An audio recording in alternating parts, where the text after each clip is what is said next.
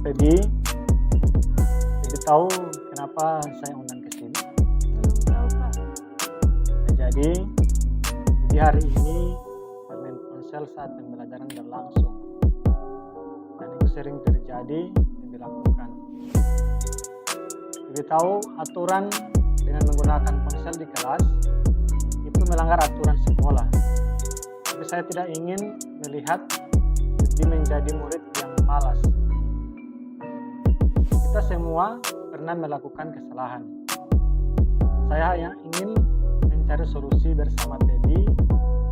Kira-kira bagaimana cara untuk mengatasi masalah yang Feby lakukan itu.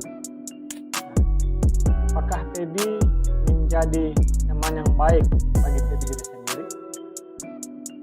Saya paham saya salah, Pak. Tapi saya sulit mengontrol keinginan saya ingin bermain ponsel di saat pembelajaran berlangsung. Ya, baik. Saya mengerti kesulitan yang Feby hadapi saat ini main ponsel saat pembelajaran.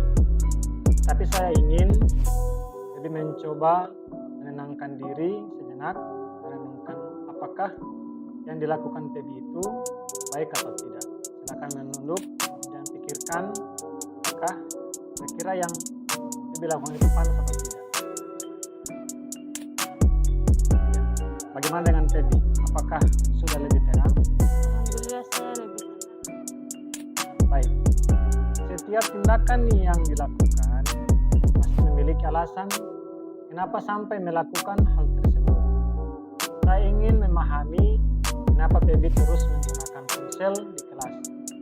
Bisakah Feby menceritakan dan berbagi dengan saya mengenai kenapa sampai berbuat hal seperti itu? Saya merasa bosan dan kurang tertarik, Pak, dengan pelajaran yang berlangsung. Ponsel membuat saya merasa terhibur saat bosan dalam pembelajaran. Ya, baik. Terima kasih sudah memberikan alasan dan berbagi dengan saya. Saya mengerti bahwa Feby kurang tertarik dan merasa bosan saat belajar. Tapi, apakah Feby tahu ada cara lain yang dilakukan selain main ponsel? Nah, mari kita cari bersama solusi untuk mengatasi masalah itu.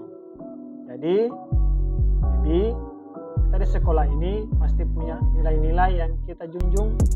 Salah satunya adalah kedisiplinan dan fokus saat belajar.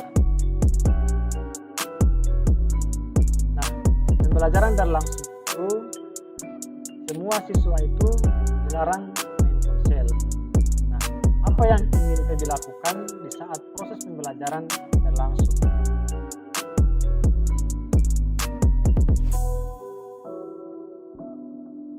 Saya ingin menjadi murid yang lebih baik dari sebelumnya, menjadi fokus dan paham saat menerima pelajaran. Nah, itulah tujuan yang saya harapkan dan tujuan yang harus diterapkan. Ya, sungguh luar biasa apa yang disampaikan oleh Feby itu ya. Jadi kita harus pikirkan cara-cara yang ingin dilakukan sehingga mencapai tujuan tersebut. Mungkin seharusnya Feby melakukan teknik dalam menerima pelajaran yang berbeda itu. Bisa dilakukan dengan cara mendiskusikan dengan teman, kemudian membahas untuk mencapai pembelajaran yang lebih baik. Itu seperti apa? Nah, itu yang harus didiskusikan dengan teman-teman. Selain bermain ponsel di kelas, nah bagaimana menurut Feby? Saya ingin mencoba hal-hal itu.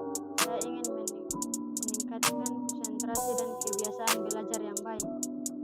Ya, saya sangat bangga mendengar yang disampaikan itu. Saya ingin membantu Feby dalam mendukung agar mencapai hal yang diharapkan oleh Feby tersebut. Mari kita sama-sama mencari cara untuk membantu Feby menjadi murid yang lebih fokus dan mencapai hasil yang diharapkan tanpa menggunakan handphone di kelas. Saya akan diskusikan ini ke Bapak dan Ibu guru dengan masalah Feby hadapi. Ya, terima kasih Feby sudah datang ke sini dan berbagi dengan saya. Silakan Feby kembali ke kelas ya. Baik, Pak.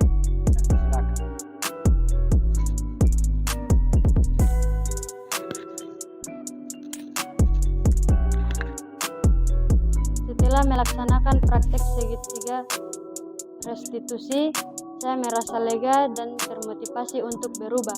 Guru mendengarkan alasan di balik penggunaan ponsel di kelas tanpa menghakimi. Itu membuat saya dipahami dan didorong untuk mencari solusi yang lebih baik.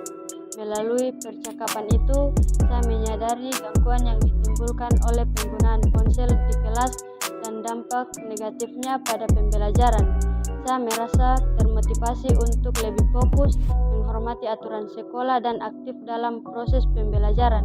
Saya ingin mencapai hasil yang lebih produktif bagi diri saya dan teman-teman sekelas. Terima kasih.